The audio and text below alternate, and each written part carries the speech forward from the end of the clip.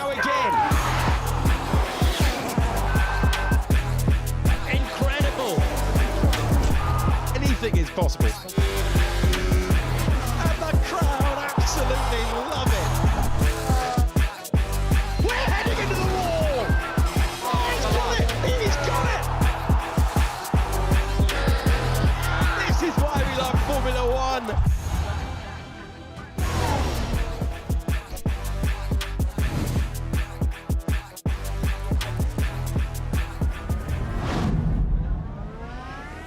With a stunning show of racecraft, battles all over the racetrack, Oscar Piastri comes out on top with his third consecutive victory. That's the first time he's ever done that in his entire single-seater career, and he's the McLaren driver, the first one since Mika Hakkinen in 1998 to win 3 in a row. He's extended his lead in the F1 World Championship. Lando Norris makes it a team 1-2 with George Russell completing the podium. But my goodness me, wasn't that a lot of fun? Here is your post-race show.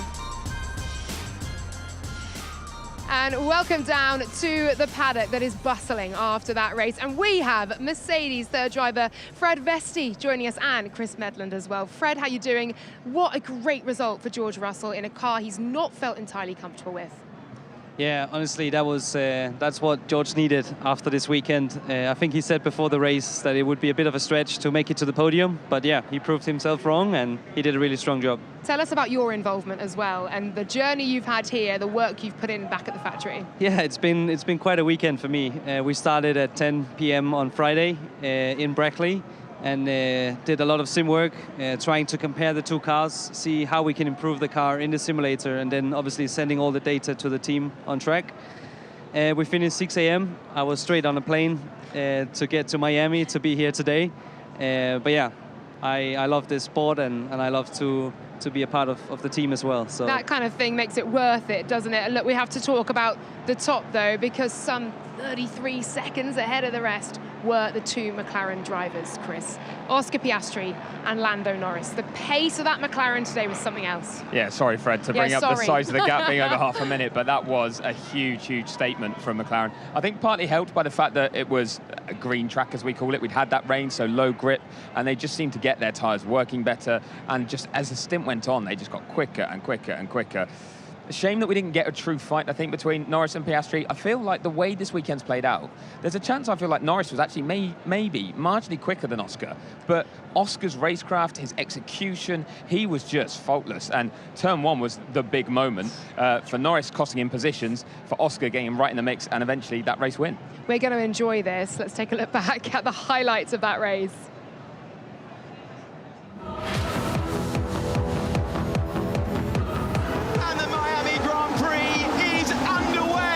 A good reaction time for the top three. It's Max Verstappen holding the lead, but he locks up, and Lando Norris is going to have the chance to get on the power. The two rivals are side by side, and Verstappen through a defensive shape, roaring around the outside. The second place is Kimi Antonelli.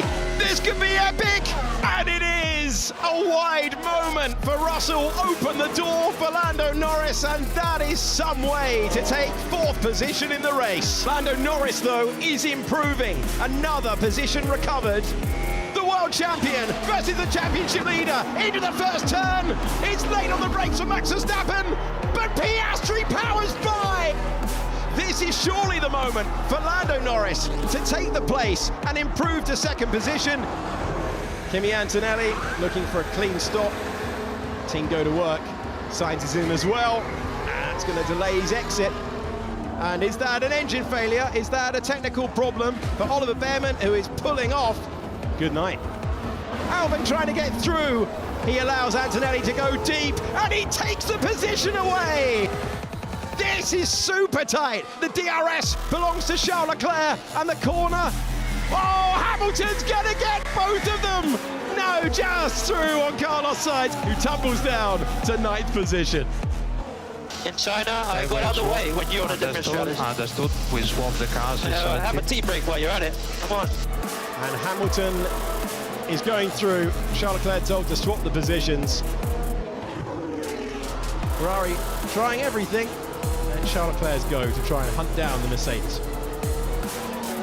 Oscar Piastri wins the Miami Grand Prix. It's a 1-2 for the team. Well done, Oscar. Great job. Really smooth. Pace was phenomenal. Oh, what a race it was. What a race for McLaren. Perfect time then for team boss Zach Brown to join us. Zach, congratulations. A team 1-2. We'll start with Oscar Piastri, the first McLaren driver since Mika Hakkinen, way back nearly 3 decades ago, to win 3 on the bounce, and the first time he's done it in his career as well. What does it mean? No, it was a really strong race. We knew we had good race pace, so we just needed to be patient at the start. Wasn't much we could do there. It was pretty clear that we had the 2 quickest cars on the track, so we just needed to kind of make sure we got clean passes. Just not easy to get clean passes around here, but once we did that, we were pretty in control. Can we start with the start then? How did you see that moment between Max Verstappen and Lando Norris? Because it seemed that for Lando, it seemed like he was on the inside there, and at some point, if someone's up alongside you, you at least need to give him racing room. But there was no penalty at the end of the day. Lando finished a very strong second. That was a bit unfortunate. Always a bit trickier on first laps, too. I think there's a little bit more leeway given, but hey, that's racing, and it turned out all right. Well, just on that, though, beyond that point, you had Oscar then having to find his way past Max, and Lando did the same. One did it a bit more quickly than the other. I mean, the gap ended up at over 9 seconds once Lando finally got through. What did you make of their 2 approaches to racing? Yeah, Oscar was able to get through Max quicker, you know, and then if you don't kind of get him on the first go, then the tussle becomes a little bit more difficult. Yeah, as you mentioned, he was 9 seconds behind, ended up 4 seconds behind, so had he cleared him quicker, maybe we would have seen that race everyone's looking forward to, but they both did an awesome job. Did you a favor there, didn't it? Meant that it didn't have to get too scary. Yeah, the more we can say wall. Free to race, but they actually decided not to. I'm all right with that. So, but they were free to race, and they both, I mean, if you looked at the lap times, there wasn't anything in it. So they both did a great job. One thing we actually brought up to Fred, sadly, was the gap you had over the rest of the field, over half a minute. What's it feel like to have that much of an advantage? Because it was only here last year that you finally started this run with that first win for Lando. Yeah, that, you know, I know it's 5 of 6, and technically that's statistically dominant, but I can tell you, having been on pit wall for the wins, this one was obviously one we could control. Australia was tricky conditions, but the other 3 that we won, you know, we weren't even the fastest car. We just executed really well. So a lot of racing to go. Great to see the gap here, but we're not taking anything for granted. Again, apologies to Fred for this, but McLaren are 105 points now ahead of Mercedes. Oscar Piastri just edging out that gap over Lando Norris as well, in firm control of both titles currently, Zach. But a long way to go. You know, this time last year we were 3rd in the championship, I believe, and the team that was leading the championship ended up finishing 3rd in the championship, and we ended up winning. So tells you there's a lot of racing left to go. We'll stay patient, but we're loving what we're seeing so far. It's amazing racing, and congratulations to you once again, Zach. 5 and 6, not bad.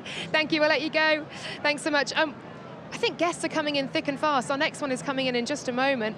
We're going to welcome in Yuki Tsunoda, who just hung on by 0.1 to a point in that Red Bull.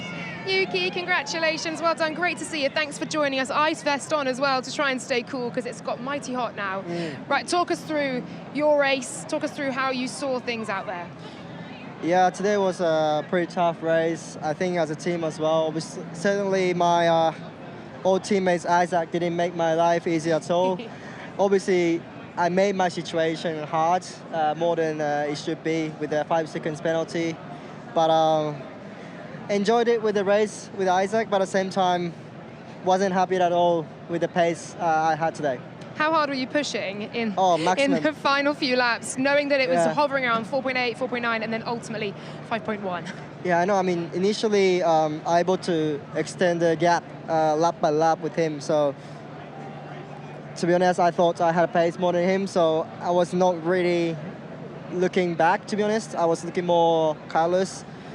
But at the same time, at some point, I started to struggle with the grip and everything, and Isaac started to pick up the pace oppositely. So he closed massively faster, and for sure I made a little bit distressed, for sure. But I'm happy that I'm able to finish at least ahead. Yuki, it was only 4 races ago you got in this car for the first time. You had a triple header that came at you quickly and unfortunately didn't really get to race in Jeddah. How much do you learn, though, over a full race distance in dry conditions? We were watching for rain the whole time, but it stayed dry. I mean, certainly with the pace we had this Grand Prix, I mean, if you look Max as well, it's not a place that we wanted to have. And inside the car, to be honest, it was everything. Literally, I felt low grip in Sector 2, especially where I felt was a weakness compared to others, and literally doing oversteer, understeer with any corners. So obviously in that situation, it's not easy to drive, but at the same time, it's the time that at least I can learn a lot from the car, what I can improve and what I can adjust in the car. So I think I learned a lot of things, but at the same time, the results itself is not the place I wanted, obviously.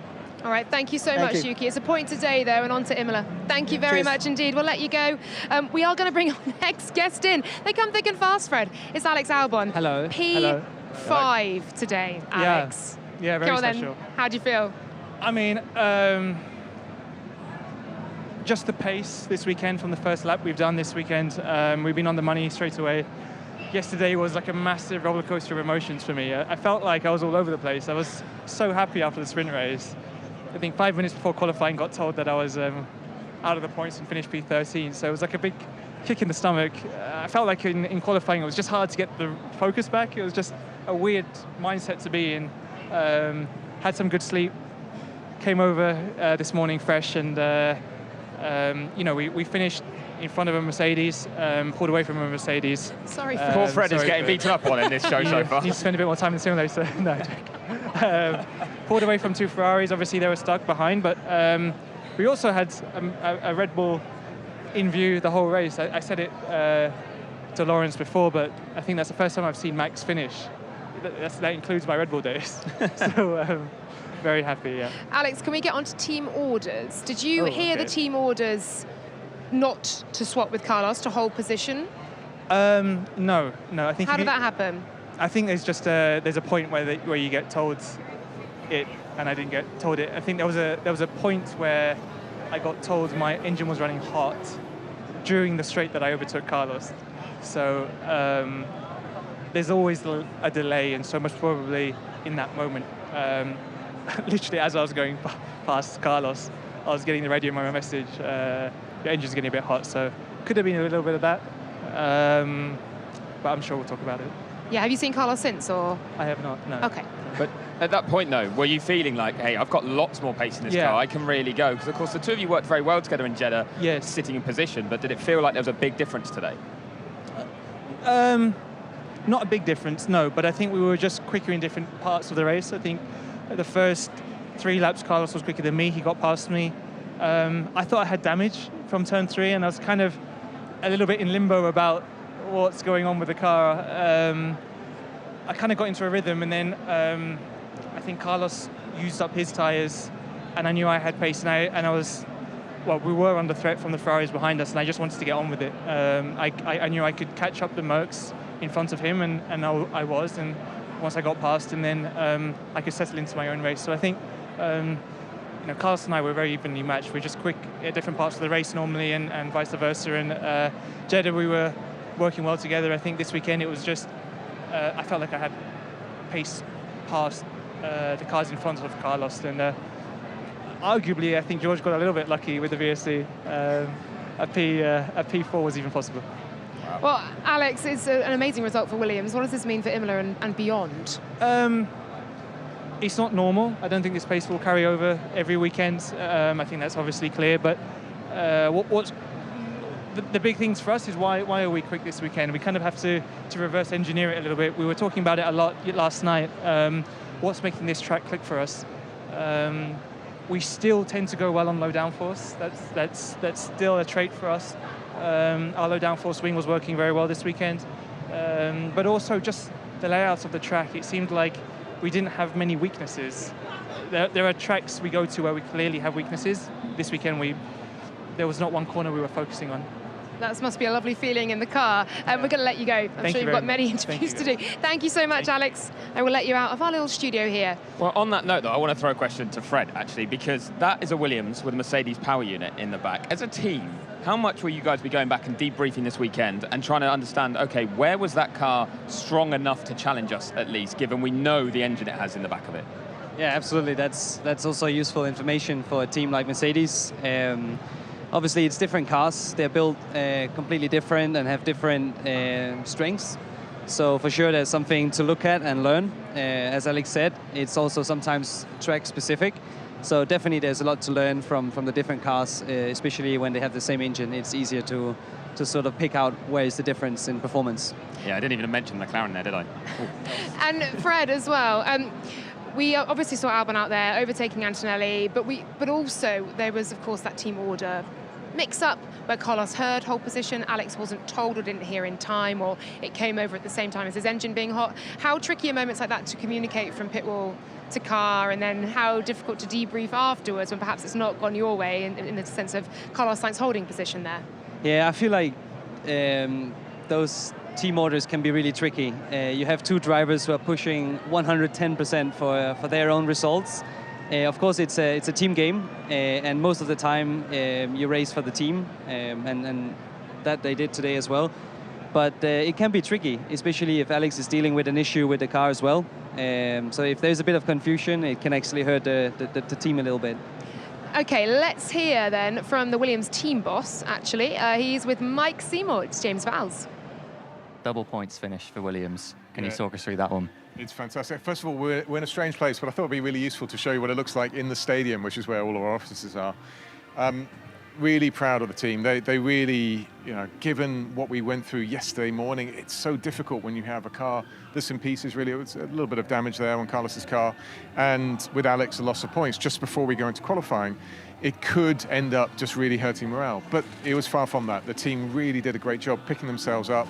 Both drivers wanted to prove to the world that we're fast this weekend. And I think what we have today with those points, nice, really situation with the championship now in P5. I think that's just reward for the work and effort that's gone in this weekend. P5 for Alex, fighting with and beating Ferraris. I mean, what's your take on that? You're kind of pinching yourself where you are at the moment. Yeah, I think we have to remain realistic that it is just one race. So there's two things coming up. We know Ferrari have big updates coming as we go into Imola. We won't have as much, but let's see. I think it's a strong statement of the direction that we're going. And the main thing that we have to do from our side is carry on just iteratively getting the car better and better throughout the season. Perfect. Thank you, James. Well done. Thanks very much. Thanks, everyone. Fantastic result then for Williams. Double points once again, consolidating that place with P5 in the team standings. We'll come to Kimi Antonelli. I'm hearing from the pen that he was saying, we just didn't have the race pace today. Where do you feel that may have come away from Kimi? While George, yes, benefited in a sense from the VSC, but seemed more comfortable. Yeah, honestly, it's something that we need to look at on the data with all the engineers, first of all. It's difficult to pick out a reason straight away after a race like this. But it was clear that he was struggling a little bit and that he sort of, just couldn't really have the pace to stay up in the front. But it's time now to head back home and review all the data. That's why we have great engineers, and then we'll see what the conclusion is. But at this point, it's difficult for me to say exactly why. And for George Russell as well, there was that moment when he was coming out of the pit lane after the slowish stop as well. Obviously, he was one of the hard starters onto that medium tyre, and he just got out in front of Verstappen. What was the garage like in that moment? Because that was the crucial podium-winning point of the race. Yeah, it's amazing. Like small moments like that is so important for a race. Had he come out just behind, he would probably have struggled to be on the podium. So it's just super important, those small things. And he was a bit lucky even with a bad stop. Normally you don't expect a bad stop, so but that happened, and he just survived. And Fred, how much though are you doing within the garage at that point? What are you looking at? What are you making notes on or taking on board? Are they asking you for your thoughts and feedback, or are you just logging things for maybe in the debrief later? Sometimes Toto has a few questions for me if he wants my input, but most of the time my job is done once the cars are racing. I'm obviously, as a driver, trying to learn as much as possible and seeing how the team and the drivers are reacting. something really useful for me is having the radio, because I can see on the screen what's going on, but really hearing what the drivers are saying and how they are communicating is super important for a racing team. So to learn from that is really good. Fred, thanks so much for joining us. It's been an absolute pleasure to have you on the post-show, and well done for your stint in the simulator. Ignore Alex Albon, he didn't know the work you've put in. Great stuff. Hope to have you back again very soon. Much. And well done to Mercedes today. A P3, great result for George. Thank you so much. Let's hear from Lando Norris, P2 today. Hey Lando, obviously that turn one kind of defined your race, but I guess if you don't go for it, you're kind of being the rock between a rock and a hard place. What's your view on that? Yeah, I don't know. I got to review it. I know I gave it a shot. If I didn't back out and I tried to look like a hero, I would have ended up in the wall and over the fence. So, you know, I made the decision that I had to make because it's crash or that's it. And it's pretty difficult to go up against that kind of competition, you know. So I did what I thought was right at the time. There was a gap, I got the momentum, I was easily on the outside, I had the space. That's it.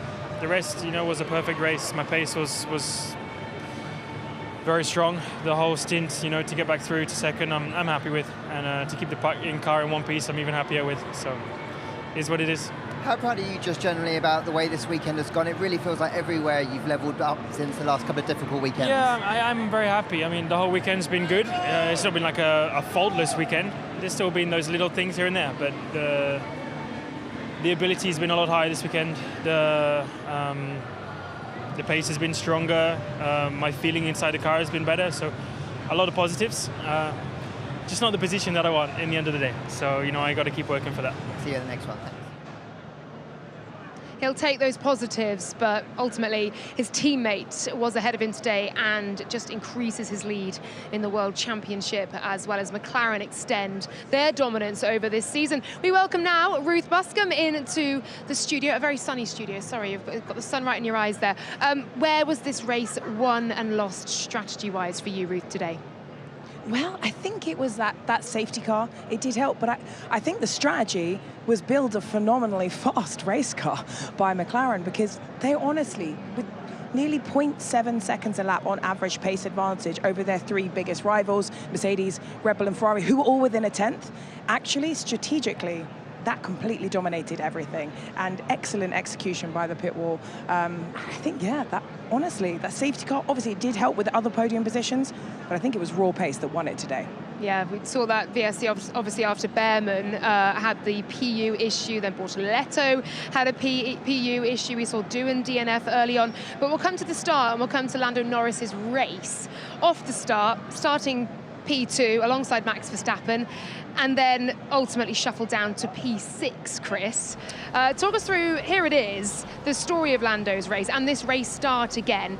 This moment, not deemed a racing incident, not further investigated. Yeah, you can see Max has a bit of a moment here trying to get a tight bit of steering lock in at turn 2, but he's also more than happy to have that moment because it's going to force Lando wide. I actually asked Fred before he went about his thoughts on it, and he was like, no, I'm okay with that. I think it's hard racing. It's tough on Lando, but it's what you want to see at the start of a race. Drivers aren't meant to back out like too easily at these points.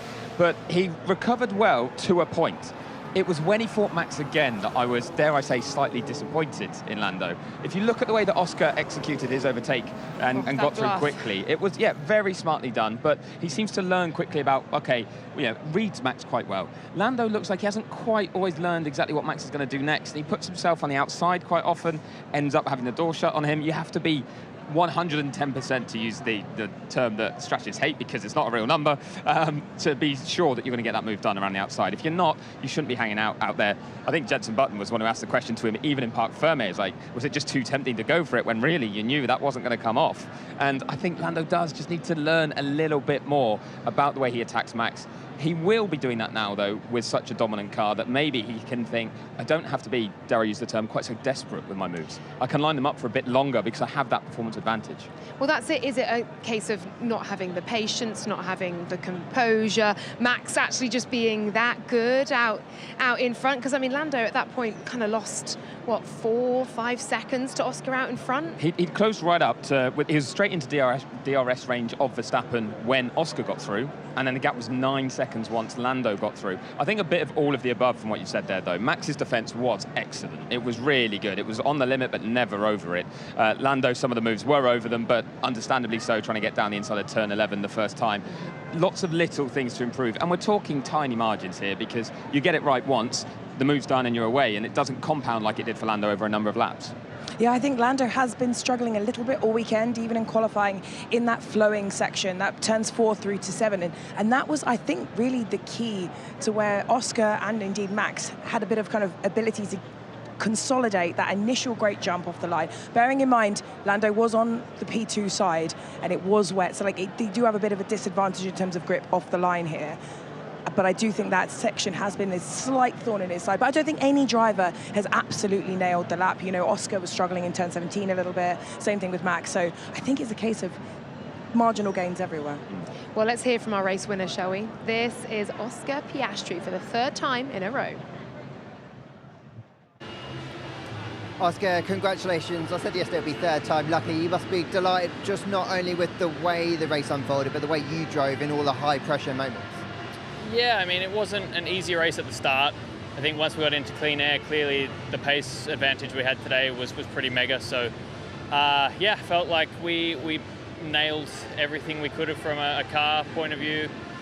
And yeah, I had to be patient at the start. You know, there was a lot going on, a lot of big maneuvers being put on out on track, and I just had to bide my time and pick my moment properly. And eventually that came, and then, yeah, I knew once I got ahead of Max that I had to try and build a gap because the pace was much stronger than when I was behind him. And, you know, I knew it was going to be only a matter of time before Lando got through as well. I like the little jig that you did at the end. Just how significant is this win and how the way that, you know, you raced Max, you got the pass done. Just, it does show how much it means to you. I lost a bet for that right, one. So okay. I met Justin Jefferson the other day, who's pretty much, he's well renowned for doing the gritty when he scores a touchdown. And we made a bet that if I won, then I would do the gritty. After qualifying 4th, I can't say I practiced very much. So I had the realization on the in-lap, and yeah, there's been a lot of highlights this year. That was certainly not one of them. So yeah, that's the only time I'll be betting to do the gritty. There you go, and the race winner once again, 3rd time in a row for Oscar Piastri, extending his lead to 131 points over Lando Norris's 115. And the party continues here at the Hard Rock Stadium. Tiesto is delighting the crowds down there.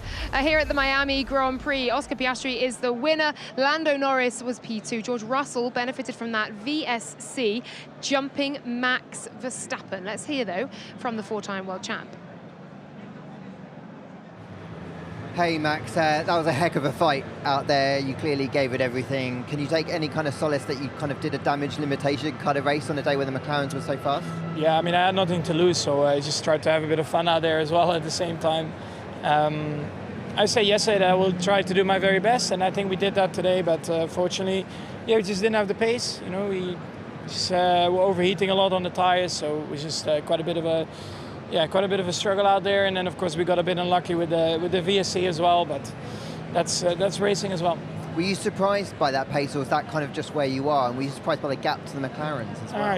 It has been already their strength for a while, you know. So sometimes on a track where the deck is a bit lower, of course you might not see it as much, but on a track like this with a thermal degradation, it's of course bigger. glad to hear Max Verstappen did have some fun out there, despite the fact that he wasn't entirely happy with that car. And at one point, GP coming over the radio and saying, stick it to the inside, make him work for that overtake. And indeed, he did make Oscar Piastri and Lando Norris work for both of the positions they gained over him. But guys, how wary, disappointed perhaps Red Bull are going to be that they've got a marginal upgrade to the floor here, but it's not perhaps delivered the results they want to in terms of clearly the comfort in the car and tyre deg too. Well, I think it is a case of not panicking, isn't it? Because they did win races very, very recently, and the ebbs and flows of the way these tracks work in terms of the characteristics, the way it can favour cars over each other. This isn't a Max Verstappen track. You know, he's stunningly good in high-speed corners. The highest speed corners here are actually middle speed. I think everybody in that camp, they've got what they've got, and they've really got to knuckle down and try and keep putting the points. You know, Imola is coming up. That is a track that is really, you know, people use the term driver's track around for it. You know, someone like Kimi Antonelli, I'm sure, is also excited to go back there. They're going to have to just look through the data and understand today why the gap was so large. I also wouldn't expect that was just all Red Bull were bringing as an upgrade in coming weeks. Going to Imola, a lot of teams I think will bring upgrades. Yeah. Red Bull might have further steps, and they said this was a low-risk one that would definitely give them, or almost certainly give them what they're expecting. That clearly hasn't been enough to get on terms with anyone in front, but if the race had played out differently, it could have been third, and that's normally when Max is saying, hey, damage limitation, when we're not able to fight McLaren, we get the next best thing. Not really a huge amount Red Bull could have done about the timing of that VSC. No, absolutely not. Just one of those things here in Miami, but you're right, there are going to be quite literally truckloads of upgrades coming to our first European race of the season next time out in Imola before the European triple of Monaco and Spain to boot as well. All right, should we get into Ferrari? My goodness me, let's hear first from Lewis Hamilton.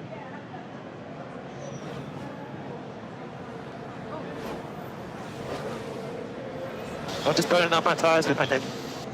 Understood. You want me to just sit here, salt the whole race? Want to keep the DRS to chance, go ahead like this. It's behind 1.5. You guys, this is not good teamwork, that's all I'm going to say. In China, I got out of the way when you're on a different strategy. Understood. We swap the cars. Have a tea break while you're at it. Come on. And Sainz 1.4 behind. You want to let fast as well? Oh, goodness me. That is not going to be a happy team debrief. And we saw Lewis, Chris, didn't we, walk out from the pit lane, from Parc Fermé through to the pen. He kept his helmet on. Did he not get into the pen? He kept his helmet on. He walked all the way into the stadium and he went through the back to the Ferrari hospitality. And I think he wanted to just get freshened up, which he does quite often, but he also did not want anyone speaking to him at that point. And he was on a mission to get there. So no one could speak to him with that helmet on still. So not happy about the way today went. And I think the thing is, yes, there was frustration there. There was some from Charles Leclerc too. But the key being the lack of pace from the car overall. Realistically, we can understand their frustrations because that's not where you expect to see Ferrari. No, okay, now we can hear from Lewis Hamilton and also Charles Leclerc as well. Hey, Lewis, I know that when I heard your team radio and you were asking to get past, I thought you were going to unleash some pace with the mediums when you went out. Were you surprised that you didn't have the pace maybe that you'd hoped for? Was that the kind of best you could get out of the tyre? Super bright. No, yeah, I mean, ultimately it was a difficult race on the hard tyres starting. There wasn't a lot of grip with the, I think, with the rain, and so the track was a little bit green. I lost a lot of time, obviously, behind the Haas at the start, and then, yeah, things started to come alive. I was getting excited. I was P8, and I got this fresh tyre, and I clearly had a lot more pace in the car ahead. So, in that moment, I was like, "Come on, let's utilize it. Let's catch up the McLarens." And so I was hyped. And just a lot of time was lost in the scenario that we had, and of course in the heat of the moment it's frustrating, but we will go back to, we'll internally work it out and figure out how we can improve. I'm sure there's some sensitivities. I'm not feeling sensitive. We're not where we want to be, Charles and I, so yeah. How much work is there for this team to do? Obviously, Williams beat you today, no disrespect to them, but obviously I guess it does show how far back you are at the minute. Yeah, well, firstly, Williams are doing an amazing job. They've got James there who's doing a great job with his team, and the whole team's doing fantastic, and they've got two great drivers there. And they're really quick, yeah. For us to for us to be battling with them and struggling to beat them just shows that we have a lot of performance to find. We're lacking performance in a car, but I think we know where we are losing it, particularly since like China, for example. So we've got some improvements to make to the car before we can unlock that performance, but we won't give up, we'll keep pushing. Thanks, Lewis. Charles, you kind of look like in a world of pain today, just struggling to find any performance in the car, and I guess to be beaten by Williams must be difficult. No disrespect to them, but obviously you're striving for so much performance right now.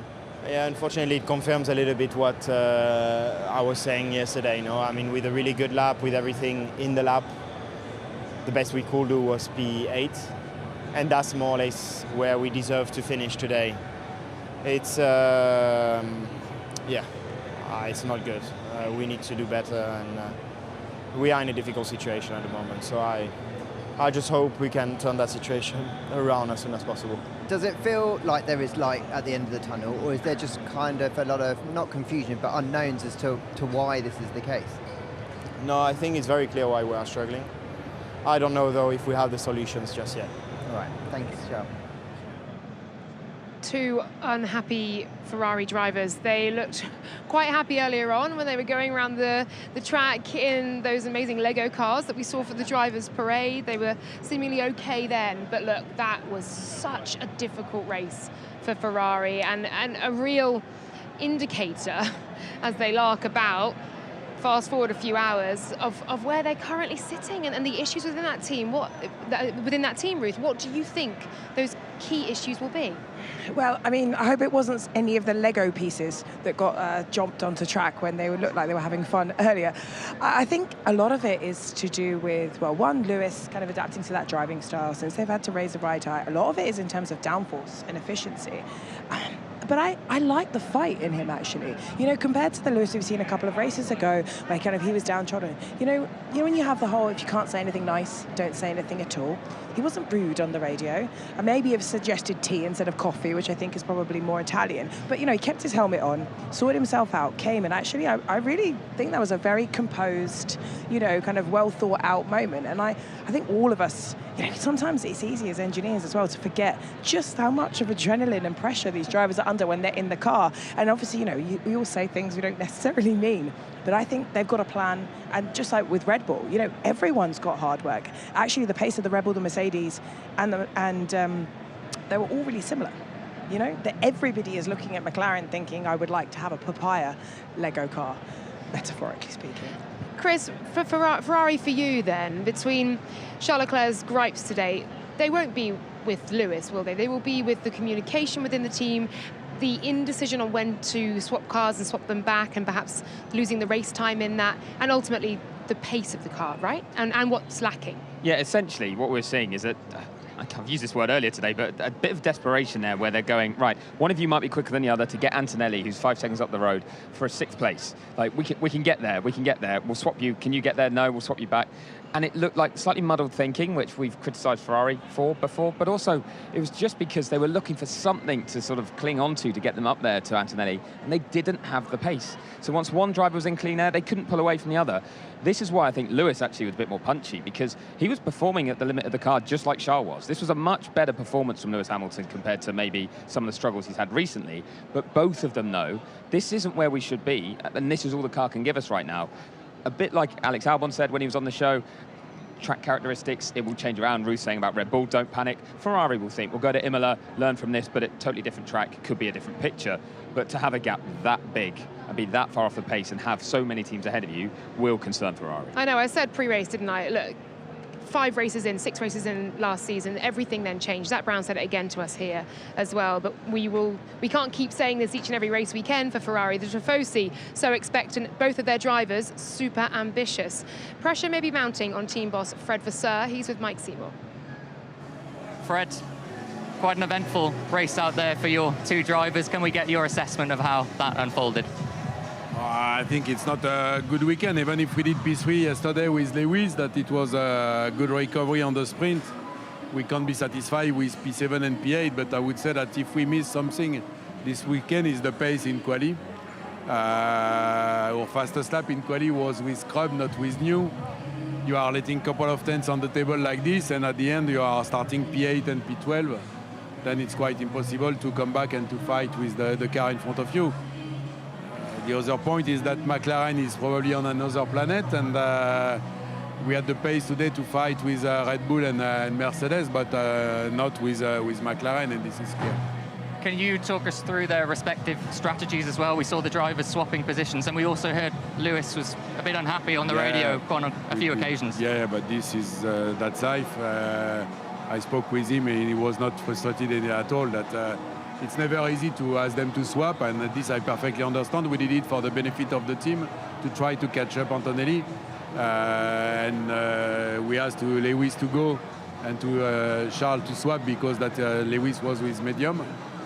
And when we saw that we won't do it, that we asked them to swap back, but it's...